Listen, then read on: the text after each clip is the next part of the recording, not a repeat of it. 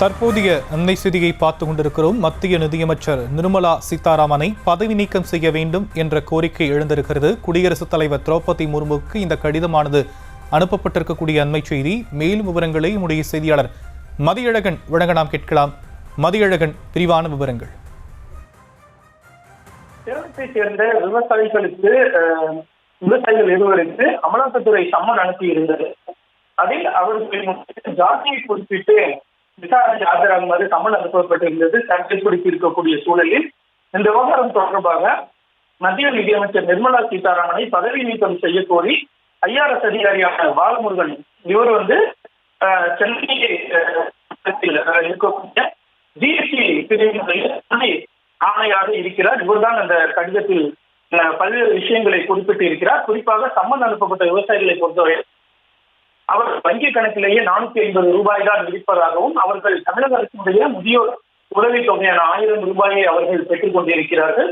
இந்த நிலையில் சேலம் மாவட்ட பாஜக கிழக்கு மாவட்ட செயலாளர் அளித்த புகாரின் அடிப்படையில் அவர்கள் மீது குற்றம் சாட்டப்பட்டு சம்மன் அனுப்பப்பட்டு இருப்பது ஆச்சரியத்தை ஏற்படுத்தி இருப்பதாகவும் குறிப்பிட்டிருக்கிறார். மேலும் அந்த முதியவர்கள் மீது குற்றம் சாட்டிய அந்த குணசேகர் என்பவர்கள் மீதே வழக்கு இருப்பதாகவும் இது தொடர்பாக அவர் கைது செய்யப்பட்டு தற்பொழுது சிறைக்கு வெளியே இருக்கக்கூடிய சூழலில் விவகாரம் தொடர்பாக, அதாவது ஒரு ஏற்கனவே குற்றம் சாட்டப்பட்ட நபர் அளித்த புகாரின் அடிப்படையில் தற்பொழுது அமலாக்கத்துறை பதிவு செய்து சம்மன் அனுப்பி இருப்பது மிகவும் ஆச்சரியம் அளிப்பதாகவும் குறிப்பிட்டிருக்கிறார். இந்த விவகாரம் என்பது அமலாக்கத்துறை என்பது பாஜகவினுடைய ஒரு கையால் போல அமைந்துவிட்டதை எடுத்துக்காட்டுவதாக குறிப்பிட்டிருக்கிறார். குறிப்பாக மத்திய நிதியமைச்சராக நிர்மலா சீதாராமன் பொறுப்பேற்ற பிறகு அமலாக்கத்துறையில் பாஜகவினுடைய கொள்கைகளை அமல்படுத்தக்கூடிய துறையாக மத்திய நிதியமைச்சர் நிர்மலா சீதாராமன் மாற்றிவிட்டதாகவும் அந்த கடிதத்தில் குறிப்பிட்டிருக்கிறார். மேலும் தாம் ஒரு விவசாய குடும்பத்தை சேர்ந்தவர் என்றும் தனது தந்தை ஒரு மருத்துவராக இருந்தாலும் கூட தாங்கள் தொடர்ச்சியாக விவசாயம் செய்து வருவதாக குறிப்பிட்டிருக்கிறார். மேலும் தாமும் இந்த பணியிலிருந்து ஓய்வு பெற்ற பிறகு விவசாயத்தையே செய்ய இருப்பதாகவும் தெரிவித்திருக்கிறார். இந்த நிலையில் மாநில அரசு ஊழியர்களை போல இல்லாமல் மத்திய அரசு ஊழியர்கள் உள்ளூர் அரசியல்வாதிகளினுடைய எந்த அழுத்தத்திற்கும் ஆளாவதில்லை என்றும் தனது 30 வருட பணிக்காலத்தில் எந்த ஒரு அரசியல்வாதியும் ஒரு பணிக்காக தம்மை வற்புறுத்தியதில்லை என்றும் குறிப்பிட்டிருக்கிறார்.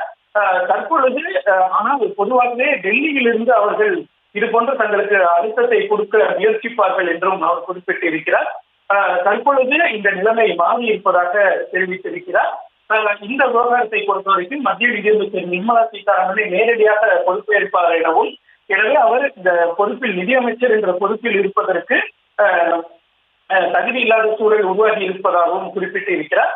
எனவே இந்த காரணங்களை அடிப்படையாக வைத்து மத்திய நிதியமைச்சர் என்ற பொறுப்பில் இருந்து நிர்மலா சீதாராமனை உடனடியாக நீக்க வேண்டும் என்றும் அந்த பாதிக்கப்பட்ட விவசாயிகளுக்கு நீதியை பெற்றுத்தர வேண்டும் என்றும் பாலமுருகன் அந்த கடிதத்தில் குறிப்பிட்டிருக்கிறார். செய்திகளை உடனுக்குடனும் துல்லியமாகவும் தெரிந்து கொள்ள சப்ஸ்கிரைப் பண்ணுங்க.